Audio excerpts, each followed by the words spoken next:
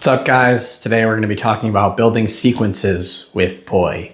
This can be in the form of just building a sequence for a performance, maybe for an Instagram reel, a TikTok video, your story, some choreo, maybe even just for yourself. Just putting a sequence of Poi tricks together to create just that, a sequence. I think that there's four main components to building a good sequence, and that's going to be variation, creativity, difficulty, and aesthetic. And not in that order. All of those things are very important, but we're going to break down why, how, and how each of these components can affect a sequence and ultimately build one. Now, aesthetic's not just about making it look sexy, making it look good. It's much more than that. Certain things like the color of your clothing can really affect the way it looks, or the camera angle. Let's see, anything. Would you like it better if my mic was here? Or maybe you don't see my mic. Or maybe I'm holding the list, reading off what I'm teaching to you guys. I'm flowing with two white Poi, with a white background that you can barely see. Or maybe I'm flowing with two different color props, so there's different effects on what type of background you have going on. Maybe I'm wearing clothing that makes these more technical tricks look a little better because you can see kind of what's going on. Maybe I have a nice clean look, a solid angle from the viewer's standpoint. There aren't any dirty dishes. Maybe the kitchen's cluttered, my angles are crap, it's messy. Maybe you want a low angle so you can't see that the dishes are piling up. Maybe you're doing a lot of floor plane tricks that you can't quite see because the camera's level and you can't quite see the circles you're making. The aesthetic of your sequence or performance or what you're conveying to the audience are all affected by these things. The background affects the appeal, the angle of where you're at affects the appeal. All of it is going to affect your aesthetic, and it's going to create a sequence that you would or wouldn't like to convey to the audience.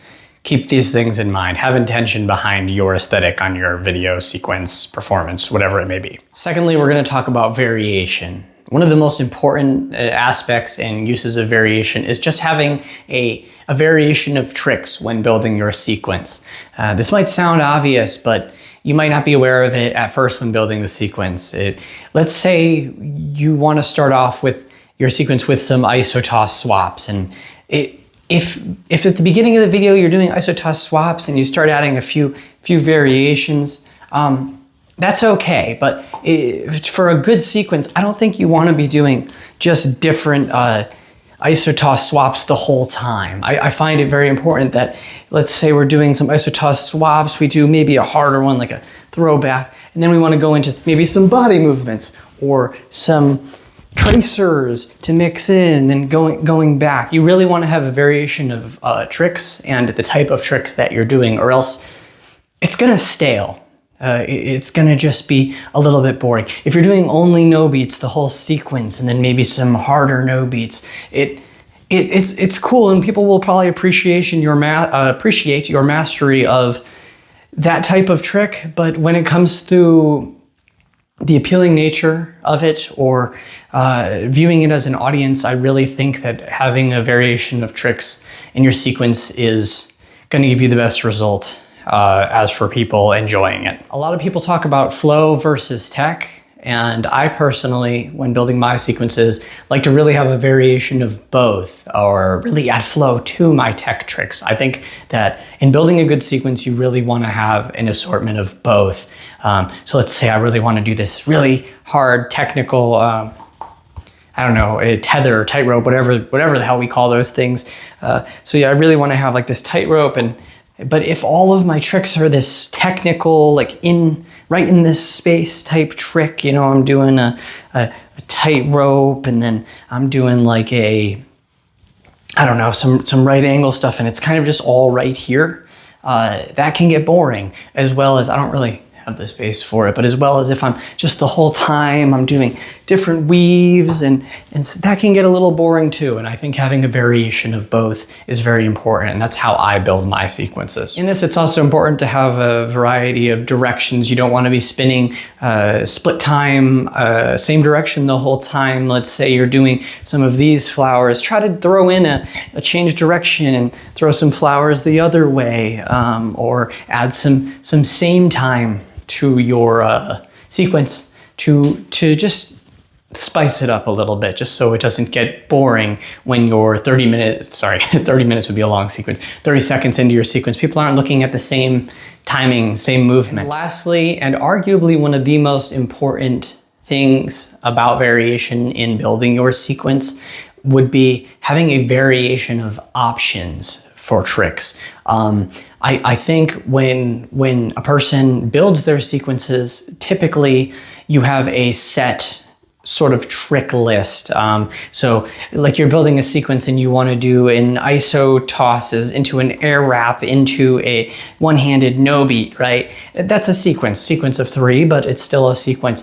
But sometimes based on little errors here and there, or just not being able to kind of remember that choreo, having a slew of options after each trick. So right now I know that I was starting with iso tosses, and let's say I remember that I liked to do an air wrap, but now I can't quite remember what I was doing. If you have another option that also looks good, you don't want to fall back into the 3-beat weave because you couldn't remember that you need to get into your one-handed no beats. But if you have sort of like a set 3 tricks that you can possibly do as the 3rd trick or in that section of the sequence, it'll really help to make sure you're not trying it 1,000 times and just continuously forgetting, so that you can move to the 4th trick.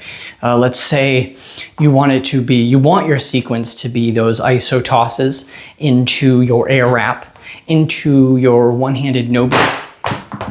That didn't happen. Into your one-handed no beat, into a, I don't know, some behind the back, let's say meltdowns, right?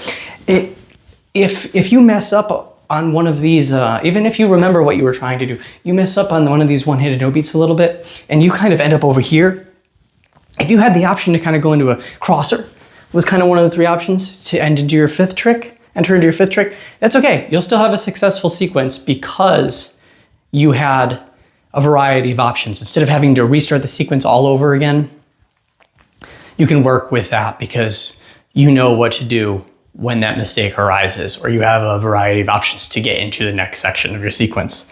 That really helps me. My 3rd main factor in building a sequence, and that is creativity. Creativity comes in so many different forms, and I actually plan on making a video for you guys that's kind of a creativity workshop, and how I come up with new tricks with my poi, how I make my flow stand out or be something new, something fun, something creative that my crowd hasn't seen, something that keeps it fun for me as well. Creativity is kind of what art is about, and it's called flow arts, and I think that really getting creative with it is important, and I'm going to break that down in a separate video all about creativity. But for now, you can come up with a few different ways to be creative. Maybe it's through like a staple body movement, or here a big one I do is people know me for flipping the hat mid-flow, and it's not even super crazy creative, but it's just something in the moment that's different, that I made up, I wanted to do. Nobody gave me that idea. And things like that, they can really create a fun environment, or whatever sort of environment or look to your sequence that's important. It can really make a sequence stand out in your build. If you're doing difficult tricks, that's one thing, but if you're doing difficult tricks that are creative and fun, like I'll be doing, everybody loves a good pattern, right? But if you could do that pattern and then incorporate something interesting, something creative and weird, like this thing, I don't know, this like S thing. Nobody's really doing that, and it didn't take that much thinking, but just get creative. Look at your poi and think, what can I do with that I haven't seen other people do? Instead of referencing to somebody else's reel, somebody else's performance, somebody else's sequence, just think about what you want to do. Think about what you see every day in your life, and how you can bring that into your art, and just be creative with your poi. You can also use accentuations of tricks to get creative. Everyone's seen a flower, right? But if you add sort of a weird body movement, let's accentuate it by bringing our body all the way over here. It's the same flower, but that creativity is going to create a cool look, right? So, or let's say we're doing an air wrap, kind of accentuating it maybe by, after the air wrap, you shoot way up, or after this one goes over here. Adding accentuations or putting tricks in different places can really create a different aesthetic. It's creative, and it can really add a nice appeal to your sequence. Musicality and like audible creativity are also something you can really add to your sequence to spice it up. This will really help in performance or reels or whatever it is that you're doing in your sequence. But for example, we already used kind of this snake shape, but recently I had a video that the song talked about snakes, and you know, it's cool. It adds to the performance when there's a musicality or an audible factor to your sequence. Talks about dropping low. You can really bring the flow all the way down. If the song says jump, you can jump. If you do something that is really creative and really stands out, like some sort of odd trick that you don't see much, maybe it's like a right angle swap. You know, add some audio that talks about a swap. You're doing a lot of box tricks, right? A lot of right angles. Have a song that's about boxes, or even just throw in a little meme, a sound clip of something about boxes. Like, it's a performance, it's a sequence. Yeah, be creative. Fourth and final component in building my sequences is difficulty. And there probably are some other components, but it's the final one we're going to talk about today in this video. Now, difficulty sounds straightforward. Yes, you want to be able to create a sequence that is difficult tricks, difficult for you so that you're progressing yourself, that look difficult to the audience, to other poi spinners, because people like when you can do something hard, you know, showing off is good. And in doing a sequence, I think you should have difficult tricks, but it's not quite that simple. There's a lot more to difficulty, and more to understand it, to build a good sequence. Although you want your tricks to be difficult, you want to be able to make those difficult tricks look good. So if you're going into a Instagram reel or a sequence that you're showing to an audience and you're doing something really hard, but it looks like it's your first time landing the trick, it's not really gonna hit the way that you want it to. You might be really stoked that you got that thing, and other people might be too. You know, build them how you want. But when I build a sequence, I want my hardest trick to look like I've done it 1,000 times. Best way to make that happen is by doing it 1,000 times. You know, there's a big difference between a one-handed no beat that you're like just barely, no, that went in water, that went in the cat's water, that's great. Yeah, just exactly what I'm talking about though. There's a big difference between getting a one-handed no beat and really hitting a nice, clean one-handed no beat. Or if you've just learned flowers, and there's a big difference between a nice, clean flower and having a flower that's kind of like the timing's just a little like off. And difficult is good. Hard is good. You want those in your sequences, but do that difficult trick 1,000 times until it looks the way that you want it to look. You know, you really, not only will this help the sequence look good, but this is going to help you progress. All of a sudden, you're going to have the muscle memory to hit that trick 1,000 times at the end of that sequence. The next morning you're going to go to do it and it's going to be like, oh, that's easy. What's next? Another thing relating to difficulty that's really important in building a sequence is like the transitions to get from each trick to each trick. So let's say you've built your sequence off of 4 staple, really hard tricks that you want to land and get that into your sequence, but how do you get to them? And by that, it's sort of like there's kind of two things, facets to that, is how do I get to them physically? So if one of my difficult tricks is over here, but one of my difficult tricks is over here, you're not gonna just shoot for one of those difficult tricks that puts you here and then like what? You're gonna carry it over here? No, you've gotta think about an easy transition that still looks good or kind of fits in to get over there. So we'll stick to that same point. If I wanna do like a right angle here, but then next I wanna do sort of a, I don't know,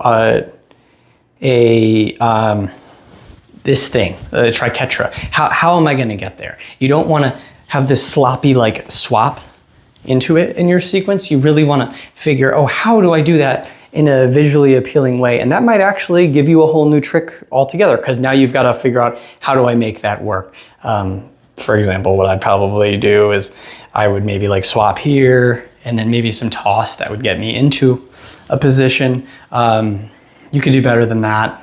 I'll leave it to you, but definitely think about your transitions and how to get from one difficult trick to another in a smooth way and possibly an easy way, just so that now you're not, instead of having to worry about 4 difficult tricks and 4 difficult transitions, you're just worried about 4 difficult tricks with easy transitions built into the sequence. Last things last, I didn't mention this at first in my main components of sequence building, but have fun. Look like you're having fun, have fun. You're gonna learn more if you're having fun. The audience or whoever's viewing it, even yourself, if you're just building sequences for yourself, you're gonna know in watching it that you're having fun, and the person watching it, whether it's you or someone else, is gonna have fun watching it.